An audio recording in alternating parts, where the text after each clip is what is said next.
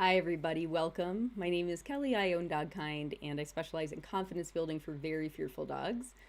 Welcome to the second live video I'm doing this week on enrichment. Oops, sorry about that.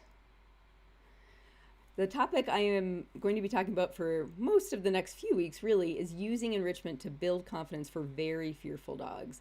And in the video a couple days ago, which you can find on the channel, on the YouTube channel, I talked about what it means to be confident, what enrichment means in this context, and then how to start thinking about getting your dog interested in enrichment activities when they're kind of afraid of everything and new things are suspect.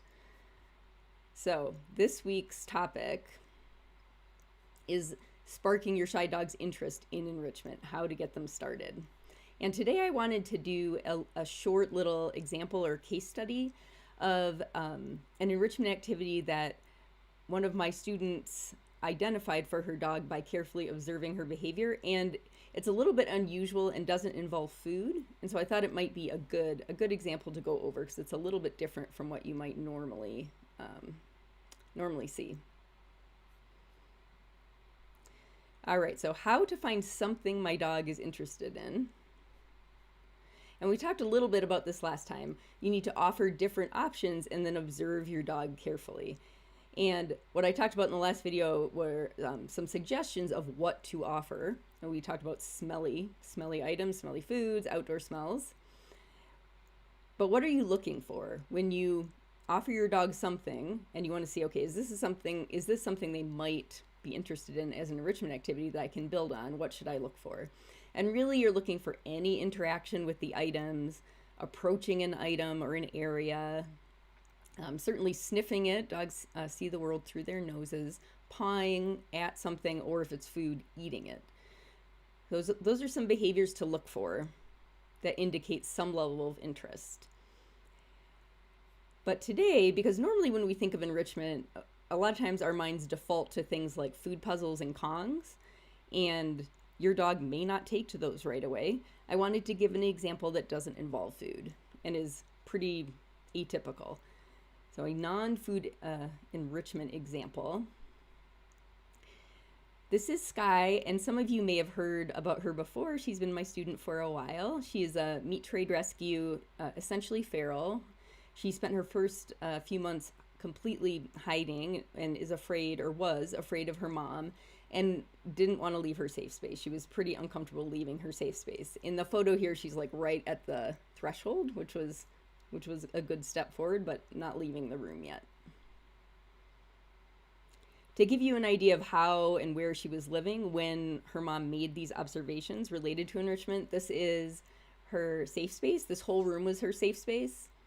And where the arrow is pointing, that's a visual barrier around a bed in the back corner, which provides kind of like a secondary safe space or a hiding place in this larger area, which can be really important to sensitive dogs. And this is what it looks like if you were peeking over the visual barrier.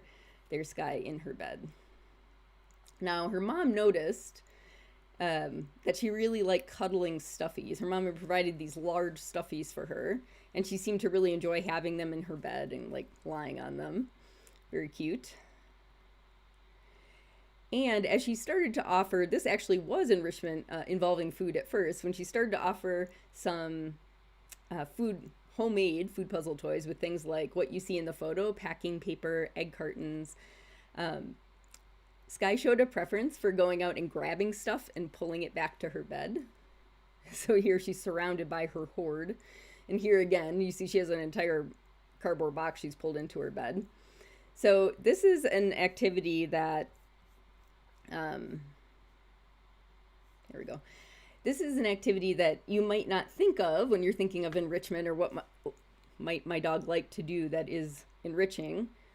But because Sky's mom was paying close attention and able to recognize any behavior she did as potentially something that could be used in a positive way, she noticed, okay, Sky likes to hoard stuff in her bed.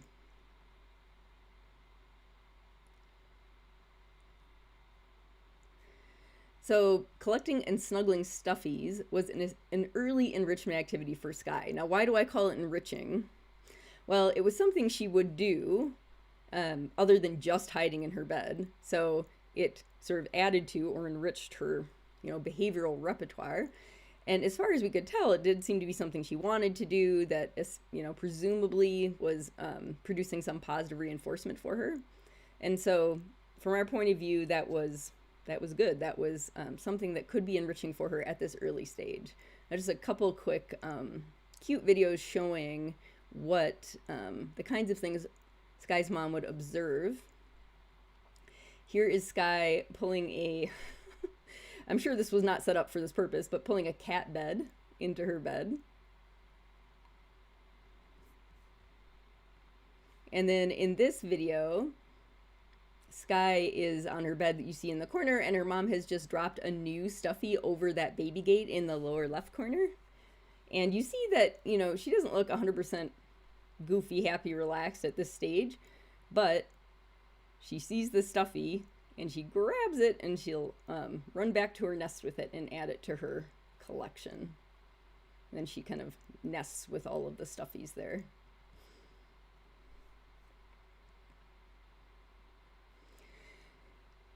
So, continuing with our theme of finding something that sparks your dog's interests, what I talked about 2 days ago was if you haven't yet, try out a variety of smelly foods close to your dog's bed to see if they'll even approach or sniff those things, ideally eat them. That might give you an in for enrichment. Also bringing in outdoor smells, things like grass clippings, leaves, and providing them something probably like a cardboard box near your dog's bed might be a way to get them interested in sniffing, and something that can then be built into a more substantial enrichment activity. But what I wanted to point out today was Sky's example, which is so unusual.